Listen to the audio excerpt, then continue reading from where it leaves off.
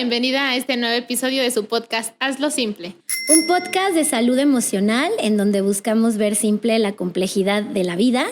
Estamos muy contentas de este nuevo episodio en el que vamos a platicar de un tema muy interesante, que son todos los temas relacionados con el género, que bueno, son una diversidad de temas enormes y lo vamos a ver desde puntos de vista biológicos, médicos, psicológicos. Y por eso hoy tenemos una gran invitada que es Telma, pediatra, endocrinóloga. Y bueno, yo soy Cointa. Yo soy Andrea. Y pues muchas gracias por venir, No, Telma. muchas gracias a ustedes por invitarme. Pues yo soy Telma, soy pediatra endocrinóloga y pues básicamente mi trabajo se implica con todo este tipo de hormonas, el crecimiento, lo que implica cuándo se generan, cuándo no se generan. Y creo que es un tema muy importante que nosotros tenemos que tocar porque a veces no se conoce mucho dentro del espectro médico, qué es lo que hacemos, qué es lo que está bien, qué está mal, qué tenemos que esperar y qué no.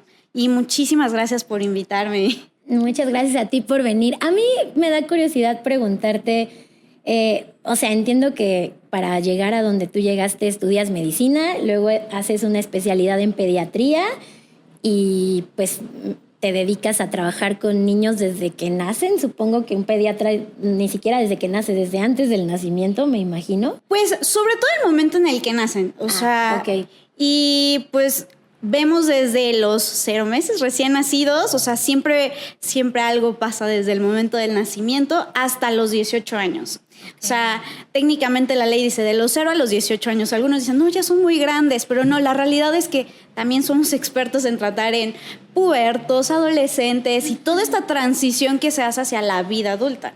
Bueno, yo conozco gente que sigue yendo con su pediatra y ya son adultos. Y es como, voy con mi pediatra porque hay muchos que tienen la confianza. Yo tengo algunos que es como, no, pero podemos seguir contigo porque te tenemos la confianza.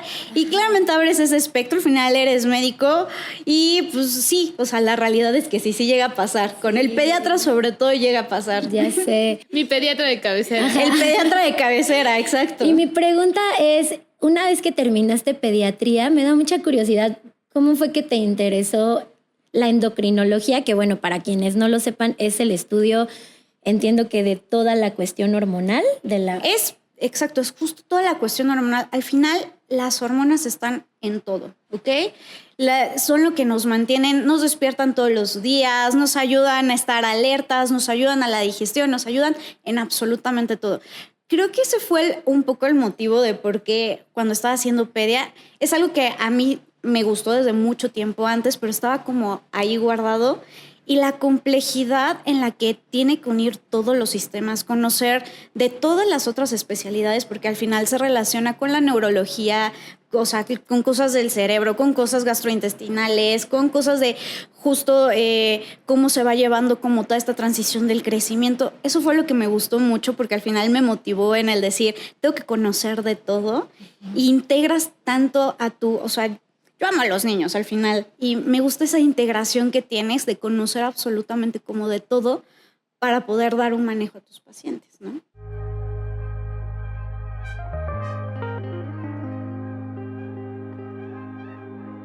Pues entrando un poco al tema, porque es un tema bien amplio, la gran pregunta del género, que son muchas preguntas en una, es como, ¿qué es el género para empezar, no? Okay. ¿Cómo definimos eso? Porque tenemos palabras como sexo, género, identidad orientación.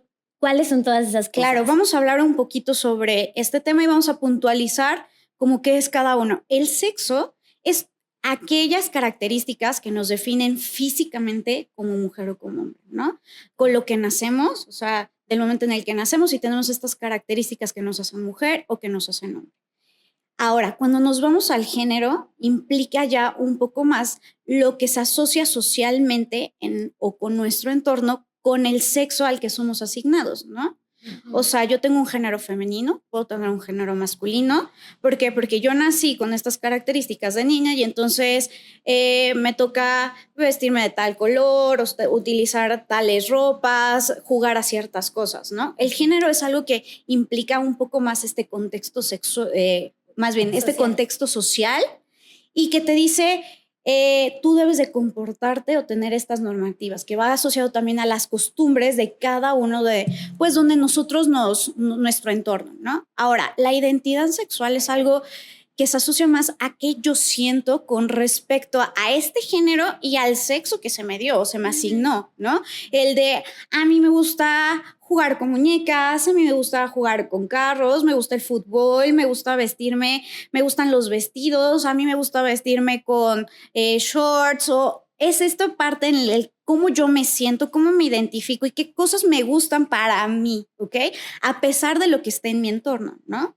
Okay. Y cuando ya hablamos más hacia la orientación sexual, que es algo que adquirimos en un periodo más tardío de la infancia, es con qué yo me siento atraído, no solo físicamente, sino emocionalmente, qué me va a gustar. Y esto aquí puede ser con algo de mi propio género, o sea, identificarme, me gustan las cosas de mi mismo género o me llaman la atención las cosas de mi otro género, ¿no? Que son la parte de el heterosexual o el homosexual, aquellas personas que se orientan a decir, me gustan las dos partes, o que dicen, yo no tengo ninguna orientación en esta parte de no, ni una ni la otra, ¿no? Y es un ámbito y es algo en un espectro mucho más amplio al que antes estábamos acostumbrados, a decir, o es blanco o es negro, ¿no? O solo entras aquí y acá. Y la realidad es que actualmente podemos tener una flexibilidad y fluir mucho más en toda esta parte del género y la identificación y la orientación, ¿no?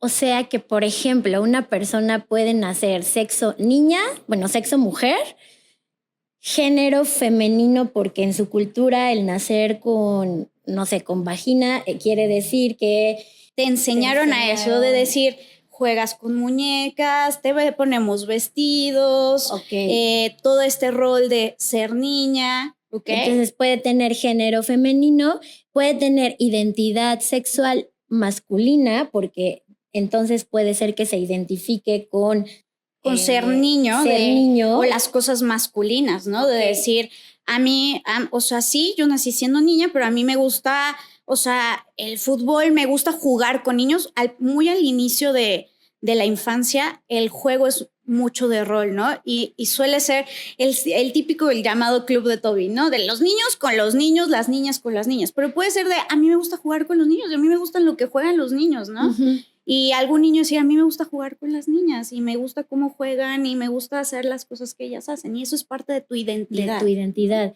Y tu orientación puede ser, y entonces me gustan las niñas, o siento atracción por las niñas. Siento atracción, me gusta lo que, o sea, me llama la atención sexualmente, mentalmente, lo que esta persona es, ya sea niño o niña, ¿no? Wow. O mujer u hombre, ¿no?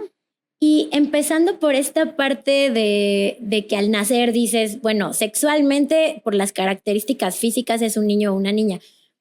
No me quiero meter demasiado en este rollo, pero sí quiero preguntar.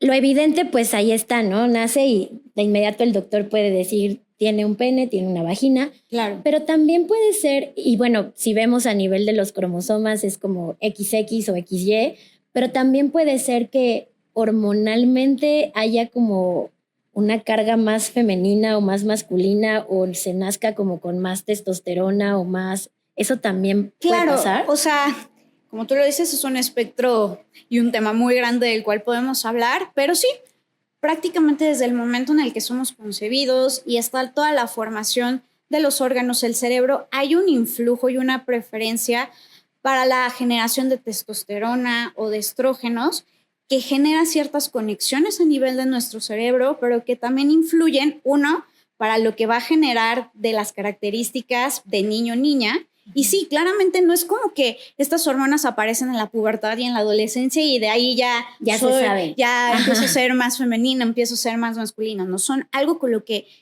está desde que nos desarrollamos en la panza de mamá y que nacemos con eso, ¿no?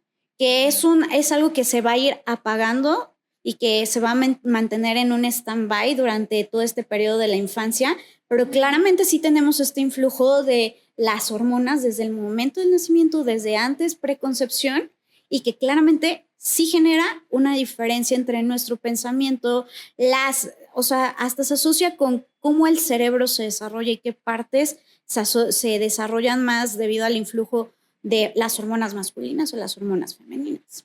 Y ahorita que nos estás platicando, Telma, un poco como desde bebecitos y cómo vamos creciendo, y también nos decías que la orientación sexual viene ya más tardía, ¿no? Claro. En esta época ya más como de la pubertad y a partir de ahí como que hay un cambio. ¿Y la identidad sexual en qué etapa empiezan a...? Mira, esto es algo, a mí siempre me gusta mucho toda esta parte de neurodesarrollo porque es algo que va construyendo el niño, ¿no? Ya dijimos que nosotros nacemos con un sexo, la sociedad nos da un género, pero la identidad de género es algo que vamos adquiriendo más o menos entre los 2, 3 años. En principio, a los 2 años, el niño ya reconoce que tú eres hombre, que tú eres mujer, yo soy niño, yo soy niña, y sabe diferenciarlo. Todavía no termina de tener esta identidad, o sea, no refleja todavía esta parte de yo soy igual que yo soy igual que yo quiero esto, pero sí sabe que mamá es diferente, ¿no? Que tiene cuando nos metemos a bañar es como mamá es diferente a mí. O mi hermana, mi hermano es diferente a mí, papá es diferente, tiene otras características diferentes, ¿no? Y más o menos cuando están empezando los 3 años, llegando a los 4 años, él ya dice, yo soy niño, yo soy niña, ¿no? Y sin importar cuál es el sexo que fue designado, es yo soy niño, yo soy niña, a mí me gustan estas cosas de los niños, a mí me gustan estas cosas de las niñas, a mí me gusta jugar con las muñecas, a mí me gusta vestirme, a mí me gustan los vestidos, me gusta que me pongas flores y despiertan esta feminidad, masculinidad que es a un inicio. Es una etapa muy bonita porque todavía, a pesar de que ya tenemos el influjo de la sociedad, todavía son muy, muy puros en el sentido de saber que son libres de decir lo que sienten, cómo se reflejan, cómo se ven, ¿no? Entonces, ese inicio de la identidad de género les va a empezar a decir, porque al final es cómo inicia, pero se va construyendo conforme la sociedad te lo va poniendo y en dónde me encuentro, ¿no? Mi entorno, mi escuela, mis compañeros, mi familia, ¿no?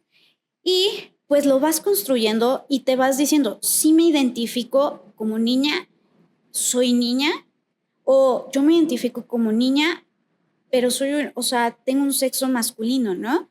Y es aquí donde a veces pueden empezar estos conflictos desde una edad muy temprana de decir, ¿está bien cómo me identifico? ¿Es correcto la identificación que tengo, no?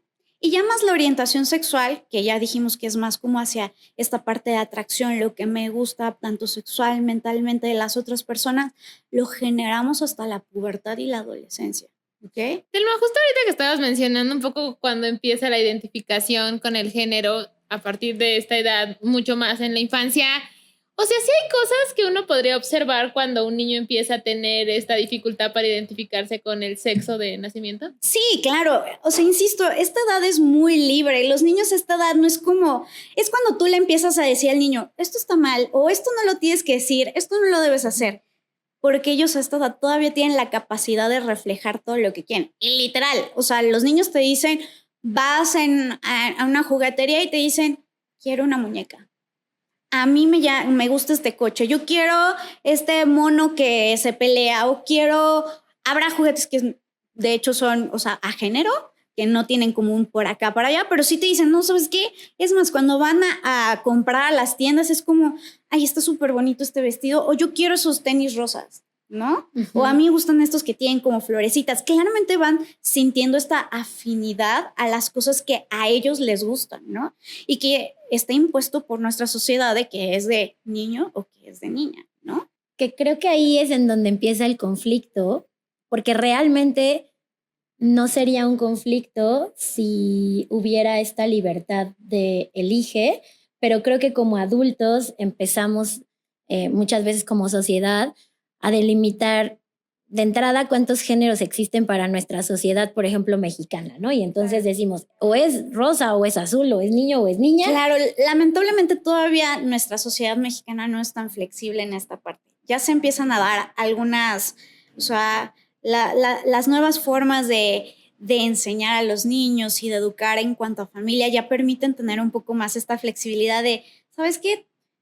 Tu niño te dice, quiero ir a unas clases de cocina y dices, o sea, órale, quiero ir a clases de ballet, va, cool. La realidad es que sí hay una parte de la población que ya empieza con esta flexibilidad, pero tienes toda la razón. México todavía sigue siendo un país muy poco flexible, muy cuadrado en cuanto al género. Es blanco, es negro. Y justo es como yo quiero ese vestido. No, porque tú eres niño y te toca ponerte el short, el pantalón o solo azul, negro, gris con estos colores, ¿no? Y claro, o sea, fuera yo creo que al final, como se está construyendo esta identidad y es algo en lo que puedes fluir, al final no tiene todo que ser ni negro ni blanco. Al final, si tú dices, hoy me quiero vestir de rosa, pero me identifico como hombre, mi género es de hombre, mi sexo es de hombre, pero me gusta el rosa, tendrías de tener la confianza de decir, no pasa absolutamente nada, ponte la rosa y qué bien te ves con ese rosa, ¿no? Ajá. Pero lamentablemente sí vivimos en esta sociedad todavía muy inflexible de decir, no, ¿cómo te vas a vestir así, no? Sí, claro. O sea, no, ni se te ocurra, ¿no? Y todavía que usamos estos términos de, no, es que te vas a hacer así, o no, es que si usas o juegas con esto, ¿qué van a decir, no? Y lamentablemente son cosas que también todos estos espectros que viven los niños y que van construyendo, al final es un reflejo también de lo que la familia tiene y puede llegar a involucrar muchas cuestiones sociales y psicológicas para los niños que los pueden afectar dentro de esta construcción del género y de nuestra identidad, ¿no? Yo tengo dos preguntas, Telma, que son un poquito más como morbosas. O sea, curiosas. Ahí vamos a editar esa parte. No, son curiosas. Vamos a cambiar por curiosas. Picositas o llámenle como quieran. No, o sea, he escuchado mucho este dilema de familias que deciden en esta búsqueda de la flexibilidad no darle, o sea, un género a sus hijos, ¿no? Como que incluso buscar nombres más unisex. Sí, neutros, ¿no? De decir y ya. ¿Qué otro nombre y es muy curioso porque obviamente yo he escuchado a gente con mucha más rigidez que dice cosas como, sí, le vas a preguntar al bebé, ¿eres niño o eres niña? Y claro, eso es algo que es mucho más complicado que eso, pero realmente creo que esa es una pregunta. ¿Qué pasaría si México no fuera una sociedad de solo dos géneros? O sea, ¿qué pasaría si hubiera mucho más apertura? Mira, fíjate que, o sea, hablando un poquito de México, hay algunas culturas, por ejemplo, en Oaxaca, tenemos estas culturas que ya yo creo que algunos lo conocen, por ejemplo, los miches, que justo hablan un poco más de esta cultura de no solo tenemos el masculino, el femenino, tenemos aquellos que se identifican entre este espectro y que justo permiten que ya sean hombres, mujeres, sobre todo la comunidad de hombres, que tengamos esta más apertura y flexibilidad a permitir fluir en las diferentes identidades. Hay algunas culturas también, por ejemplo, algunas americanas que también tienen no solo los dos géneros, manejan 5 géneros y que yo creo que es algo que ha existido toda la vida, desde los griegos, romanos, que ya te manejaban no solo ser hombre o mujer o solo quedarte con las cosas o identificarte solo en un género. Lamentablemente creo que tiene que ver mucho con la parte de la cultura y la religión que nos han unido de eres mujer, eres hombre. Y México sigue siendo un país que tiene un influjo muy grande en esta parte. Y no quiere decir que ni vamos a encasillar a una sola parte, pero ¿qué pasaría? Tal vez tendríamos una libertad de expresión muchísimo más grande. Y no solo eso, mejoraríamos la salud mental de todas estas personas que fluyen en un espectro muy grande dentro de la identidad de género, ¿no? Permitiríamos que le diéramos más confianza y no solo eso, sino no solo los que fluyen en esta identidad, sino lo que decía, el decir, soy hombre y si me llamó ponerme esos tenis que son de niña y decir, que me digan que se te ven bien o se te ven mal y decir, qué cool, ¿no? Y insisto, no solo es entre todo este espectro, sino en toda la línea de decir, puedo tener mayor seguridad como persona, puedo tener una mejor expresión de lo que quiero, de lo que siento, evitar todos estos tabús que están relacionados al género, ¿no?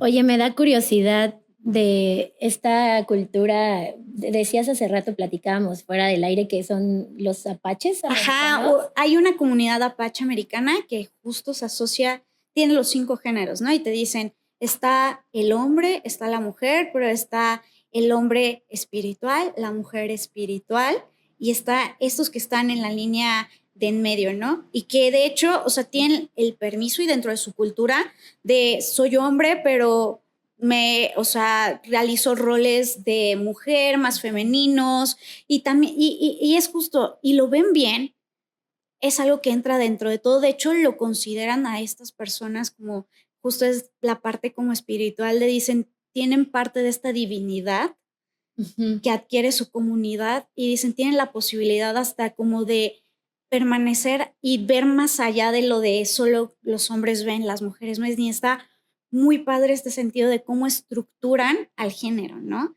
Y no verlo solo como algo malo o que está, o que no está bien construido, que no tiene una adecuada definición, sino al revés, lo ven como hasta algo dentro de la divinidad y que es un don que les regalan dentro de estas culturas, ¿no? Está súper interesante porque cuando te das cuenta que la forma en que has nacido y crecido a veces es la forma en que uno cree que es el mundo, ¿no? O sea, claro. Como yo aprendí que hay hombre y mujer, pues así debe ser el mundo entero.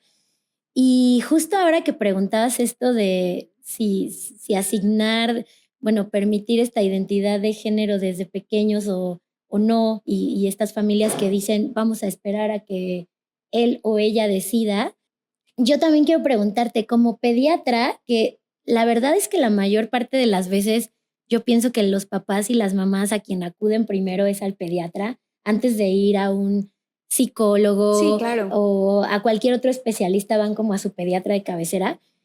Quiero preguntarte si te ha pasado pues que lleguen con estas dudas los papás, porque creo que a nosotros nos ha sucedido tener pacientes que la mamá dice, pues de repente quiere una Barbie sirena y quiere tener el cabello largo para hacerse trenzas y le encantan las trenzas de su prima, pero no como porque le guste como una atracción, sino porque es como, qué bonito cabello, me encanta. Claro. Y es un niño al que le gusta el cabello largo.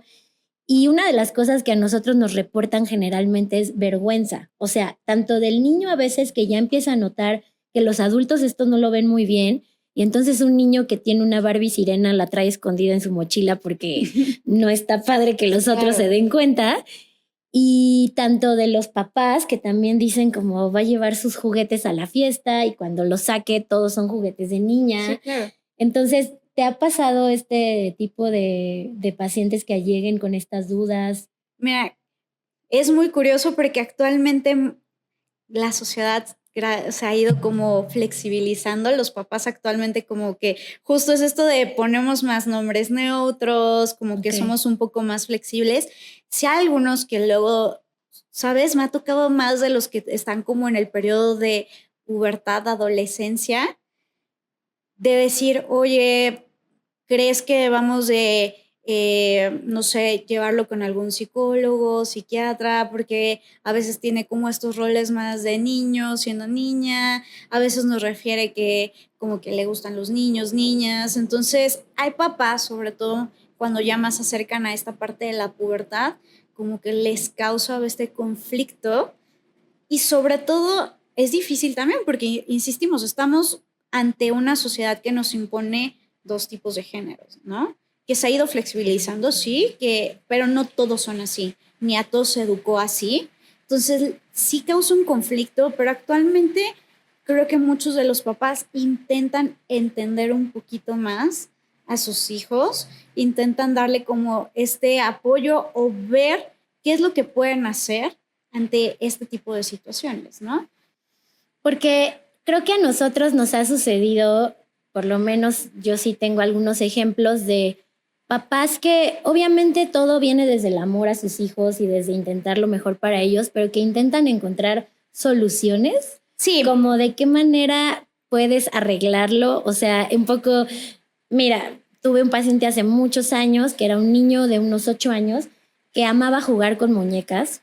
Le encantaban los juegos como de tablet, pero de princesas, de flores, y quería tomar clases de cocina. Y de hecho cocinaba postres deliciosos y le encantaba, pero era algo que para el papá le hacía un cortocircuito total en su estructura de pensamiento.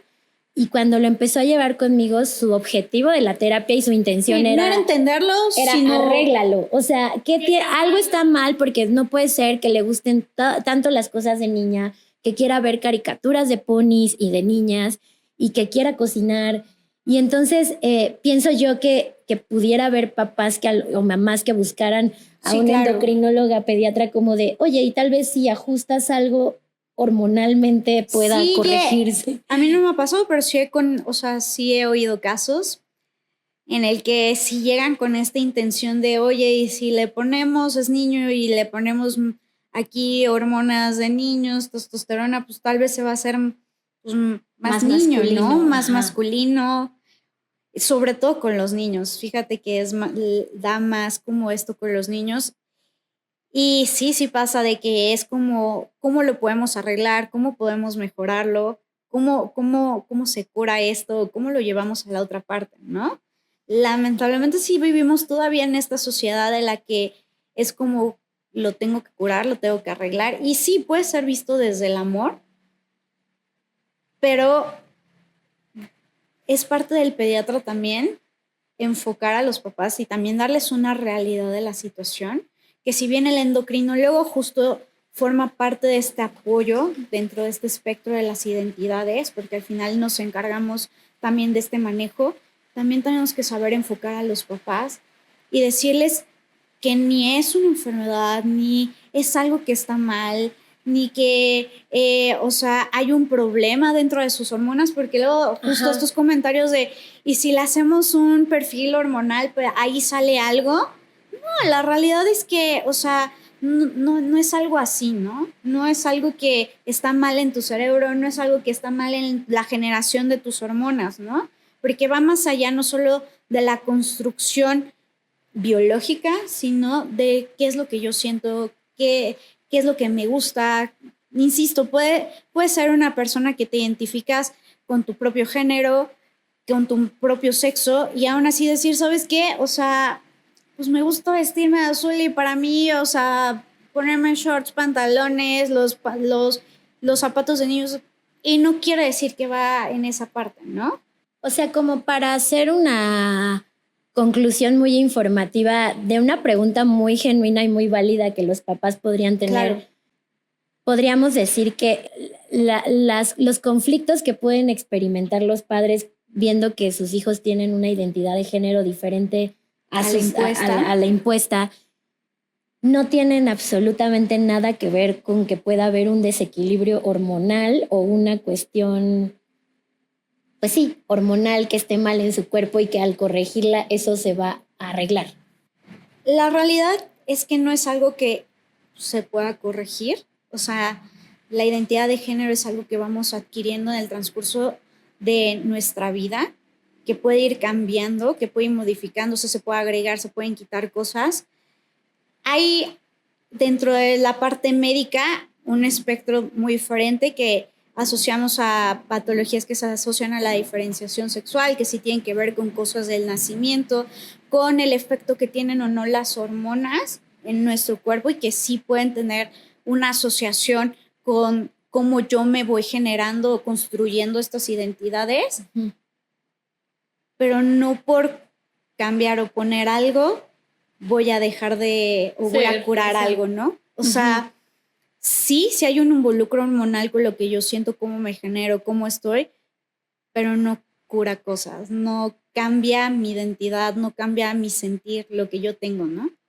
Justo hablando respecto a lo que sienten las personas, Telma, cuéntanos un poquito de la disforia de género. Ok, mira, la disforia de género es la terminología que le damos a todas estas personas que se sienten incómodas, no solo con su cuerpo, sino socialmente y en su vida, con lo que realizan en su vida diaria, ¿no?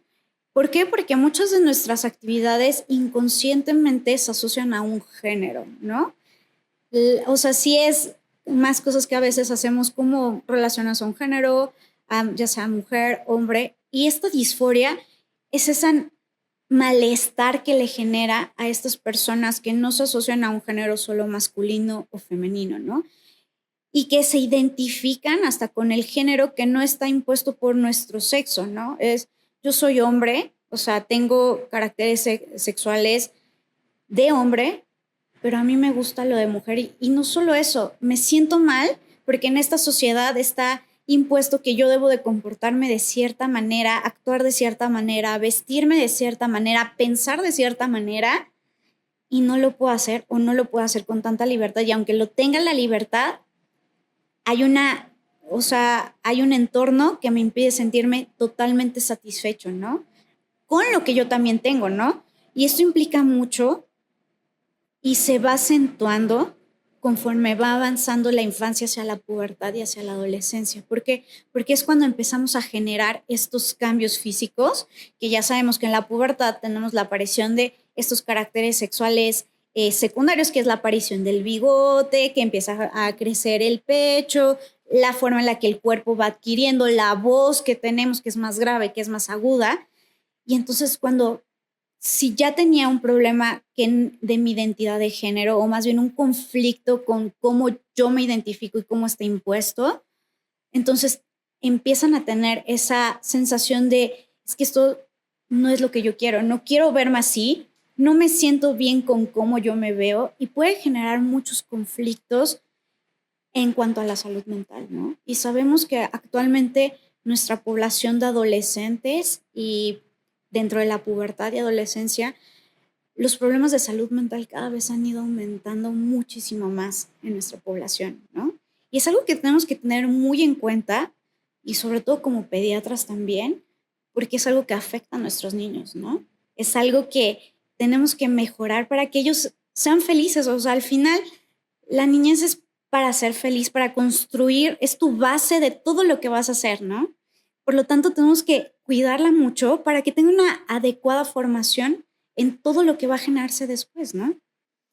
Y creo que ahí viene la pregunta, o de las preguntas más fuertes, ya entrando en estos temas de, bueno, ¿qué hacemos si tengo un hijo, una hija, que a lo mejor, como dices tú, desde los 3 años ya estoy notando que tiene temas que tiene una identidad de género diferente que le conflictúa su identidad de género con respecto al sexo, ¿no? Y al género asignado. Y entonces dices, lo que entiendo es como a medida que van creciendo, un poco como que no es tan conflictivo como lo llega a ser en la pubertad, en donde obviamente además de tener la identidad de género diferente al género asignado y al sexo biológico, también ya empiezan a aparecer los caracteres. Se va haciendo más notorio este cambio, ¿no? Exacto.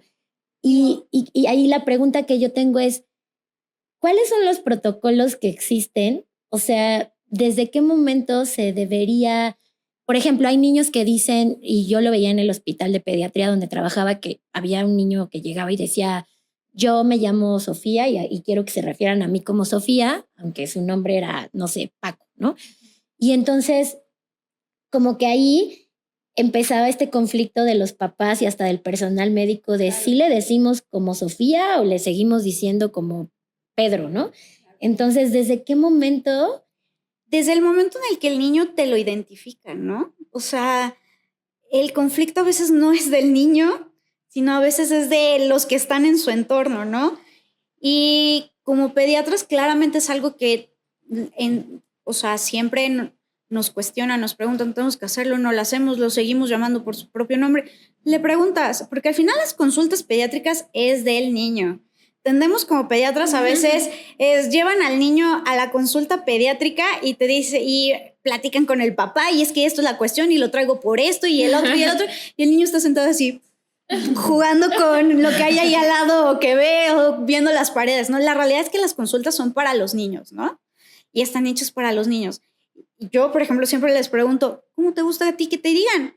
Ajá. O sea, ok, eres María José, pero ¿cómo te gusta a ti que te digan María José, Majo, X, otro apodo que quieran, ¿no? ¿Por qué? Porque al final les tenemos que empezar a dar también esa identidad que ellos se merecen, ¿no? Son niños, pero no por eso no merecen tener toda esta parte, y ellos te lo expresan, ¿no?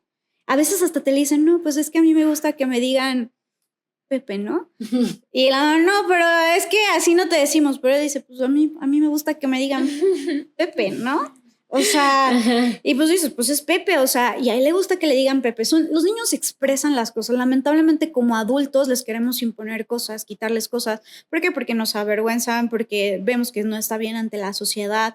Digo, hay cosas que obviamente están en aprendizaje y que les tenemos que decir, o sea, esto no, pero en general tenemos que darles esa libertad. Las consultas son para los niños y ahí te lo expresan, ¿no? Yo quiero ser esto. Y cuando empezamos a identificar a estos niños, Ajá. que también, lo primero es que muy probablemente los papás son los que te lo dicen, ¿no?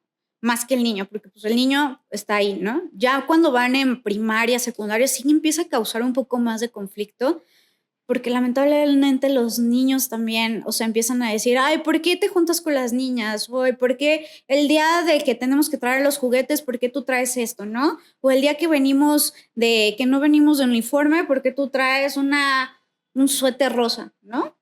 Cosas tan simples y tan sencillas. Habrá niños que tienen muy bien estructurada su confianza, su entorno, su seguridad ante lo que tienen y le dicen, pues porque me gusta el rosa y me veo bien y punto, ¿no? Ujú. Habrá niños que no van, que todavía tienen este conflicto y que de hecho a veces cada mes tenemos más asuntos asociados a este problema de qué es lo que tengo, qué es lo que no traigo, qué tengo, ¿no? En edades de primaria, o sea, escolares, ¿no?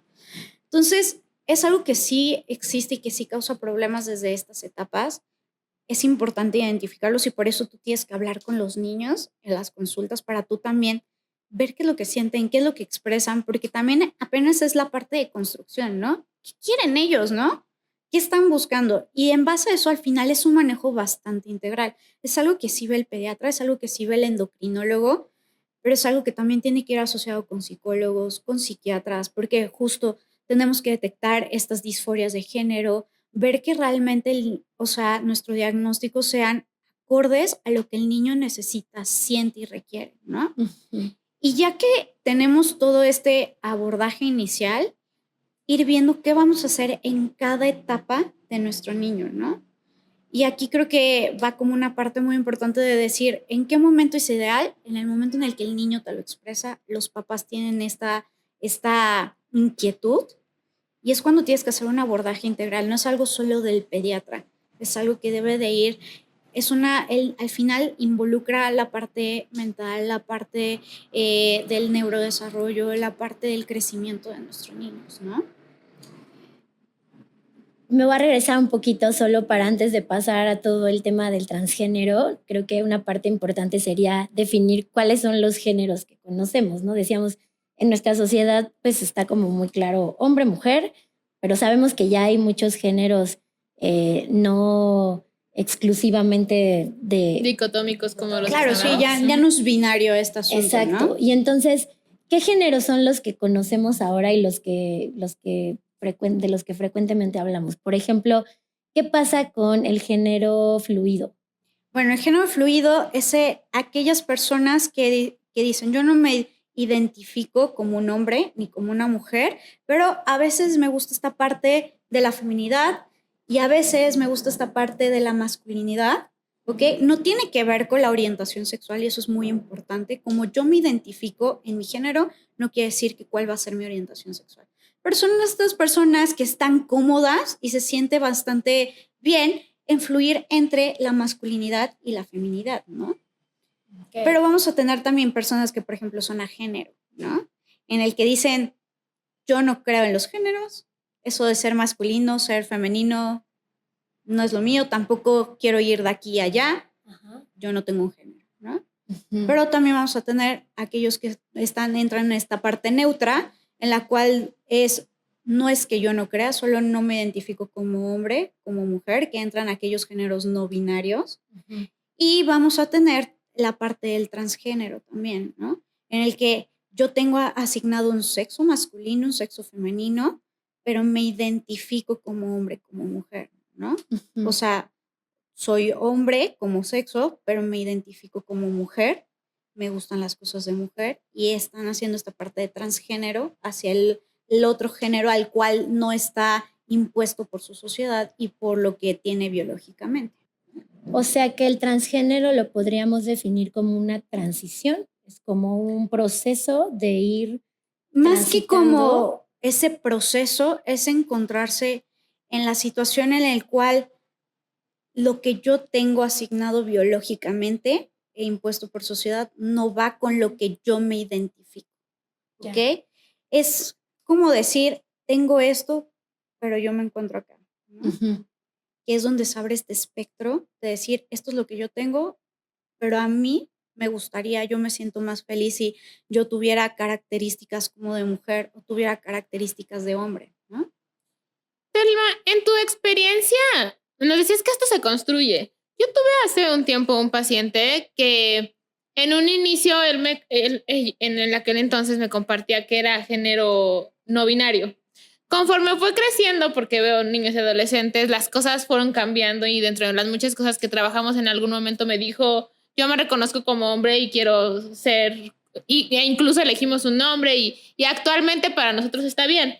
Pero yo me acuerdo una inquietud que ahora que lo compartes me parece muy genuina de sus papás, era como que no se decidía, como que como que en un inicio sí, pero como que en un inicio no.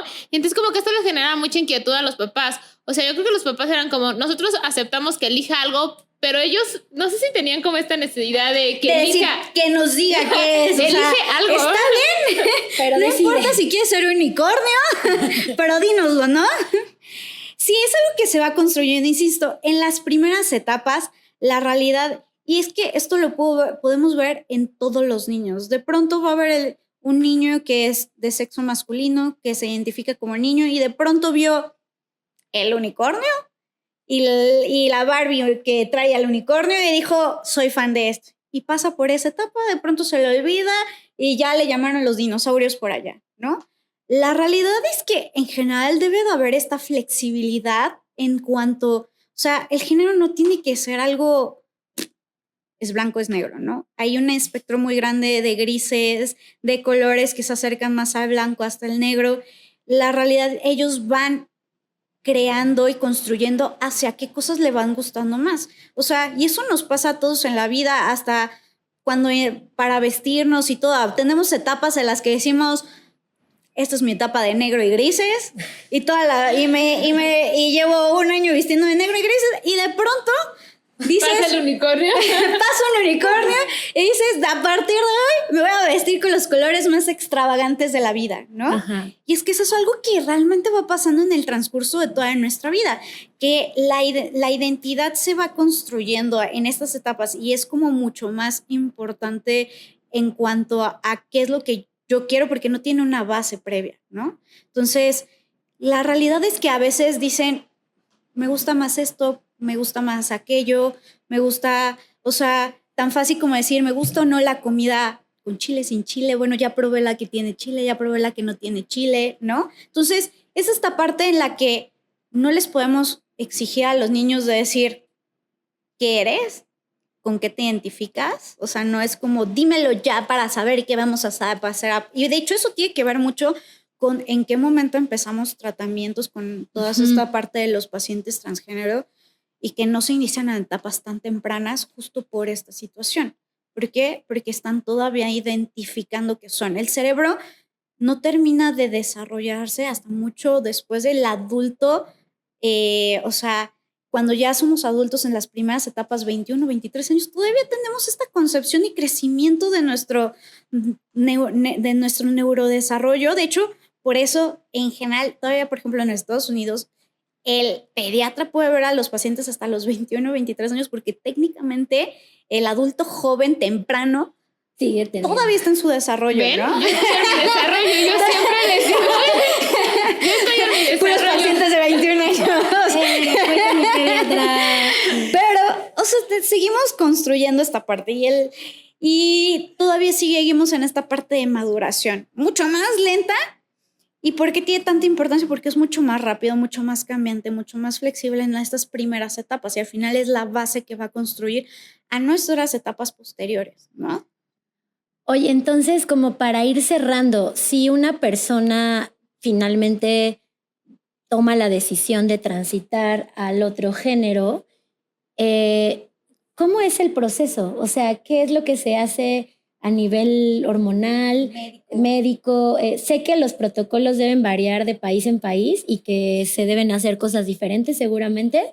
¿Cómo funciona? ¿A qué edad se puede empezar? La realidad es que la diferencia sobre todo y el conflicto actualmente es a qué edad empezamos todo, ¿no? Uh-huh. Los protocolos como tal de qué hacemos, qué no hacemos, o sea, son muy similares a nivel internacional. Aquí la pregunta es cuándo y en qué momento es el ideal, ¿no? Es algo que se lleva por etapas. En cuanto a la cuestión médica y endocrinológica, siempre pedimos previo, o sea, es un niño que se conoce y se reconoce como transgénero y que quiera hacer esta transición. Es muy importante, uno, que tengamos previa asesoría, tanto por psiquiatría como por psicología. Son niños que ya tuvieron que haber tenido tanto un diagnóstico previo y que también ver si tenemos asociado a esta parte de la disforia de género. ¿Por qué? Venimos a estas etapas donde empieza la pubertad y tenemos estos cambios y ya dijimos que para nuestros niños transgénero puede causar mucho conflicto. Si de por sí para un niño es muy conflictivo la pubertad, Sí. o sea, todo el mundo sufre la pubertad Sí. de una u otra manera, aún más para estos niños les causa mucha disforia el ver los cambios en su cuerpo que no son acorde a lo que ellos quieren y se sienten, ¿no? Pero tenemos diferentes terapias o manejos para los pacientes transgénero en cuanto a la parte de cuando ya hacemos esta transición hacia nuestro otro género, que son los procedimientos temporales y los definitivos. Los temporales van a ser los hormonales, en el cual yo te empiezo a dar hormonas, ya sean estrógenos o testosterona, para tener estos cambios secundarios asociados a lo que tiene un hombre y una mujer. Pero también tenemos aquellos que son definitivos, que son sobre todo quirúrgicos, en el cual de alguna manera hacemos los cambios y modificaciones en cuanto a las características que ya tenemos, desde la feminización de rostro, masculinización de rostro, cuando retiramos pecho, cuando hacemos cambios en los genitales de hombre a mujer para completar esta transición. La realidad es que los definitivos no se ven en la parte pediátrica. No están permitidos hasta después de los 18 años, ¿ok? Ahora, los hormonales, que son esta parte en la que empezamos a dar, ya sea la parte de hormonas de hombre, hormonas de mujer, en algunos lugares está permitido a los 16 años.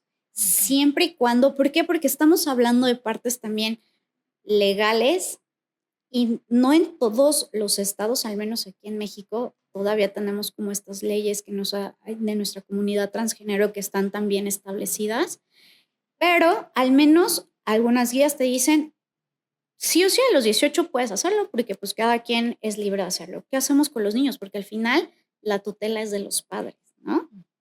Y tenemos también este cambio también, o sea, no solo hormonal, sino ni quirúrgico, sino también legal, ¿no? ¿Qué hacemos con la parte legal, no?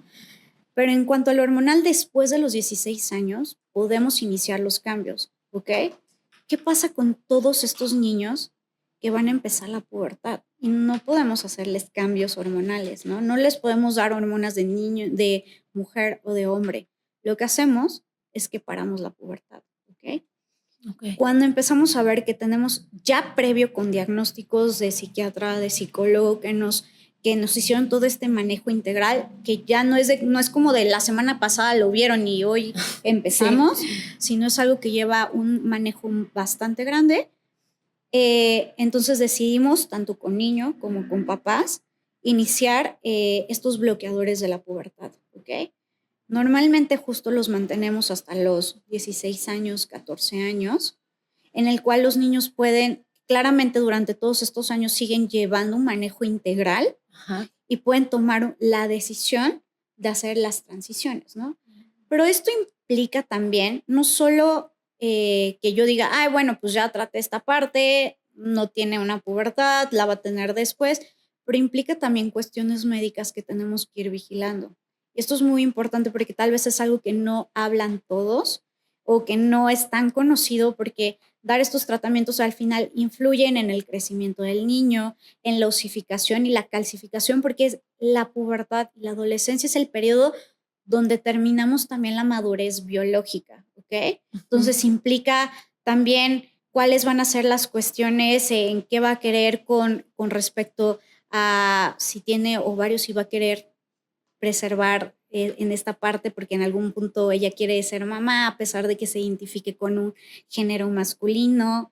¿Qué vamos a hacer con los niños también? Porque al final quieras o no, cuando empieza la terapia hormonal va a implicar la disminución de la función de los órganos sexuales, ¿no? Entonces, es un contexto más grande que sí es muy importante que un médico endocrinólogo lleve, porque implica crecimiento, implica calcificación, implica el aspecto metabólico también, porque implica qué tanto vamos a afectar en cuanto a no solo la parte hormonal, sino, por ejemplo, cuestiones cardiovasculares, aumentan riesgos cardiovasculares, aumentan riesgos de que tengamos problemas con lípidos. Entonces, la obesidad, que también se asocia a todo este tipo de tratamientos, ¿no? Es algo que no nos platican tanto, pero que tenemos que poner en un contexto desde que empezamos esto y que hay riesgos y que deben de tener seguimiento. Por eso el endocrinólogo debe seguirlos de 3 a 6 meses desde que empiezan todo este manejo, ¿no? Porque además me imagino pausar la pubertad como algo en lo que, o sea, también creo que tiene una implicación psicológica, ¿no? Psicológica, porque, hormonal, metabólica, o sea, y en la maduración también. Claro. O sea, al final las hormonas sexuales, o sea, ya sea testosterona, estrógeno, implica también en la maduración de nuestro sistema nervioso central, en qué queremos, en qué vamos a ver, o sea, claro que tiene una implicación y claro que iría un poco desfasado con lo que debería ir en cada escalón de nuestro neurodesarrollo. Sí, sí tiene implicaciones, claro. Y es algo que tenemos, no por eso vamos a dejar de hacerlo, claramente. O sea, que el niño tenga todo es lo más importante, pero tenemos que ser muy claros que conlleva también cosas que tenemos que puntualizar cuando estamos en las consultas con nuestro endocrinólogo, ¿no? Para mí es así como un mundo nuevo, como que estoy así de... Y eso que he investigado y he aprendido, pero pienso en que, bueno, esto ha sido como una introducción a un mundo gigantesco. Ya invitaremos a Telma para hablar de más temas de hormonas parte y otras 2. cosas. Parte 2. Esperen la parte 2. Pero antes de irnos, sí me gustaría, casi siempre buscamos dejar como algunas sugerencias o recomendaciones o puntos sobre la mesa, ¿no? Sobre todo me gustaría pensar en la gente que tiene niños de entre 0 y 23 años. Que también es bien importante eso que dices, porque creo que muchas veces los papás, mamás de adolescentes llegan a decirnos, pero es que ya está grande, ¿no? Y que ya decida y que ya sepa, no solo en cuestiones de género, sino en cuestiones de muchas cosas, qué va a estudiar, qué va a hacer de su vida. Y de repente recordar uno que justo su cerebro sigue en desarrollo y que todavía le falta, sí, y que no le puedes pedir cosas que a veces ni a los 30, 40 o 50 uno sabe, ¿no? Sí, creo que hay varias cosas que justo puntualizar, ¿no? En cuanto a esta parte de nuestros niños transgénero, la identidad de género, la construcción, creo que es algo muy importante decirle a nuestros papás, dejen ser a sus niños, ¿ok? Él va a ir desarrollando, va a ir generando, construyendo conforme nosotros también permitamos que ellos lo hagan, ¿no? Y lo más importante, o sea, dentro de este permitir es que ellos sean felices, ¿no? Que con lo que tengan les podamos dar la base, la confianza, la confianza, seguridad de que como papás nos tienen ahí, ¿no? De que sin importar la decisión, gustos y lo que quieran hacer o decidir, van a poder tener esta libertad y seguridad de que van a tener un apoyo, los papás, ¿no? Y poder estar para ellos. ¿Qué otra cosa es muy importante? En cuanto empecemos a identificar a nuestros niños que tienen este conflicto, que les causa duda, que están preocupados por qué es lo que a ellos les gusta, que a veces no tenemos esta misma heterogeneidad o homogenicidad entre nuestro sexo designado y el género que está impuesto, siempre acérquense con el personal de salud, con nuestros psicólogos, con nuestros psiquiatras, con nuestro pediatra, que a veces es el que conoce o ha conocido durante una etapa y los van a poder guiar para saber qué es lo mejor para nuestros niños, ¿no? Uh-huh. Y que el manejo es integral. El manejo es integral, es algo que se tiene que hacer con la familia, con nuestros niños, con nuestros médicos, con el endocrinólogo, el pediatra, nuestros psicólogos, nuestros psiquiatras, ¿no? Uh-huh. Es un manejo integral, no es una enfermedad, no es algo que probablemente se va a quitar, no es algo que hay que curar, es algo con lo que tenemos que vivir con ellos. y disfrutarlo con ellos, ¿no? Ay, me encanta lo que dices, Telma. Yo agregaría, creo que es muy válido como papás y mamás no tener idea de qué hacer, porque creo que todos estos temas en realidad son muy nuevos del conocimiento de dominio público, ¿no? O sea, son temas que antes ni siquiera Y tenían nadie nos nombre. dice cómo ser papás o mamás. O mamás. Y además no tenían nombre antes, ni siquiera se sabía qué era esto. Y creo que es muy válido decir, wow, estoy viendo que mi hijo de 4 años quiere una Barbie y me aterra, no sé qué hacer con eso, es algo que me da mucho miedo, tengo el impulso de corregirlo y decirle, deja eso y agarra un carrito, porque siento que así debe de ser. Creo que todo eso es muy válido y entonces lo que yo diría es, número 1, como papás y mamás, acérquense a pedir ayuda. Claro. Antes de intentar como intervenir, solucionar, hacer, como papás y mamás, nosotros en nuestra clínica de atención psicológica tenemos esto que le llamamos orientación de padres, en donde justamente acompañamos a las familias en todas estas cosas que no vienen en un manual y que son muy difíciles de manejar cuando te tocan, porque claro que desde aquí tal vez es más sencillo, más simple decirlo, pero yo me imagino si esta fuera una experiencia personal, digo, seguramente me conflictuaría y no difícil. sabría cómo manejarlo porque en el mundo, por lo menos en el que yo nací, no era un tema del que se hablara cuando yo era pequeña, por ejemplo, ¿no? Son temas difíciles y qué bonito que lo hablas así porque justo a veces los papás no saben a dónde ir, a dónde llegar, con quién platicarlo, con quién. Es más, y aunque tal vez no haya algún problema, a veces es a mí me causa algo, ¿no? ¿Qué puedo hacer, no? Y eso es muy bonito que tengamos estos lugares donde los papás pueden acudir, informarse, trabajar, saber cuáles son las medidas que debemos de tomar para mejorar todo esto como familia, como papás, como mamás, para darle lo mejor a nuestros niños, ¿no? Sí, porque además creo que es un trabajo en equipo. Cuando nosotras atendemos pacientes transgénero, yo casi siempre, y bueno, lo hacemos en general en Mantis, decirles con toda honestidad, nos vamos a equivocar. Este es un proceso nuevo en el que no lo vamos a hacer perfecto y a lo mejor a veces me voy a equivocar y me voy a referir a ti con el pronombre equivocado porque tengo que aprender esto contigo. Y al mismo tiempo quiero que hagamos esto en equipo y que tú también me enseñes cómo te sientes. Y creo que eso también pueden aprenderlo los papás, las mamás. Y la otra cuestión también que diría es el recordar que no hay prisa, que hay que tener paciencia. Esto que decías, Andre, como de, bueno, pero que ya se decida o que ya se defina y ya quiero saber qué va a pasar y cómo va a terminar.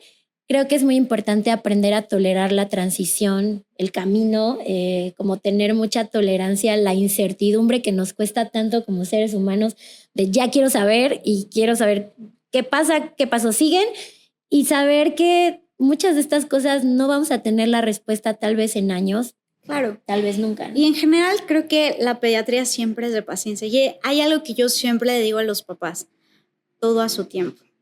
Para todo, para todo. A veces estamos en una sociedad que nos implican correr de ya das esto, ya, o es que fulanito ya se sienta, fulanito ya habla, fulanito ya el discurso de yo no sé quién.